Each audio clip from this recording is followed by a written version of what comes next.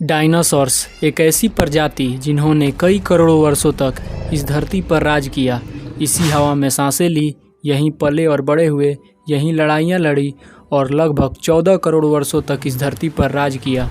पर उन्हें इस बात का बिल्कुल भी अंदाज़ा नहीं था कि आने वाले समय में उनके साथ कुछ ऐसा होने वाला है जिससे धरती पर से उनका पूरी तरह से नामो निशान ही मिट जाएगा। आज की इस वीडियो में हम यही जानेंगे कि इतने विशालकाय डायनासोरों का अंत कैसे हो गया था, आखिर क्या हुआ था उनके साथ। तो आइए जानते हैं। आज से करीब 10 करोड़ वर्ष पहले इस धरती पर इंसानों का कोई नामो निशान नहीं था। चारों तरफ हरियाली, पेड़ पौधे, खुला आसमान और एक स्वच्छ वातावरण था। और उसी समय कुछ खतरनाक एवं डरावने जानवरों का राज चल रहा था, डायनासोरों का। ये उस समय के सबसे सफल जानवरों में से एक थे। उस समय धरती पर डायनासोरों की कई प्रजातियां मौजूद थी। कुछ डायनासोर आकार में बहुत बड़े होते थे तो कुछ डायनासोर आकार में बहुत छोटे।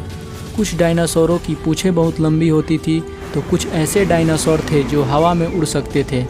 ये सभी तरह के डायनासोर बड़े ही आराम से इस धरती पर रह रहे थे। लेकिन एक दिन इस धरती पर कुछ ऐसा होता है जिससे धरती पर मौजूद लगभग सारे जानवर और पेड़ पौधे जलकर खाक हो जाते हैं।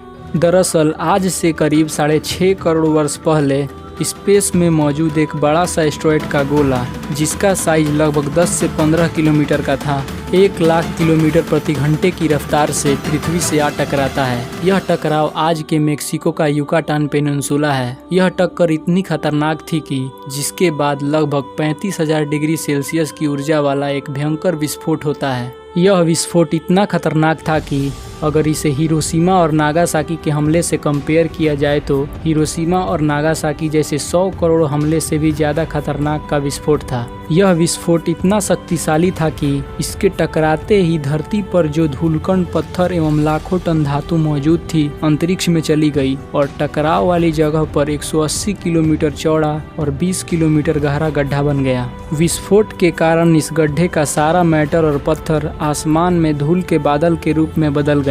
जमीनी टकराव की वजह से धरती के अंदर चारों ओर 11.1 की तीव्रता वाली भूकंपीय तरंगे उठने लगी। भूकंपीय तरंगों ने सुनामी के साथ साथ सभी सक्रिय ज्वालामुखी को दहका दिया, जिसके कारण जगह जगह डायनासोरों का विनाश शुरू हो गया। इस भयानक विस्फोट से गर्मी और रेडिएशन की मात्रा इतनी बढ़ गई कि इसके 800 किलोमीटर के दायरे में आने वाले सभी जीव जंतु और पेड़ पौधे पूरी तरह से जलकर राख के ढेर में बदल गए। इस महाविनाश से उड़ने वाले सभी डायनासोर तो बच निकले, लेकिन इस विस्फोट की वजह से जो लाखों टन पत्थर व धूल अंतरिक्ष में गया था वह ग्रेविटेशनल फोर्स की वजह से 30 मिनट के बाद आग के गोले के रूप में पूरी धरती पर बरसने लगा, जिस वजह से उड़ने वाले सभी डायनासोर जलकर राख हो गए। और दूसरी तरफ धूल का एक बहुत बड़ा तूफान हजारों किलोमीटर प्रति घंटे की रफ्तार से आ रहा था। यह धूल के बादल कई किलोमीटर मोटे थे, जिसके कारण धरती पर सूरज की किरणें भी नहीं आ रही थी।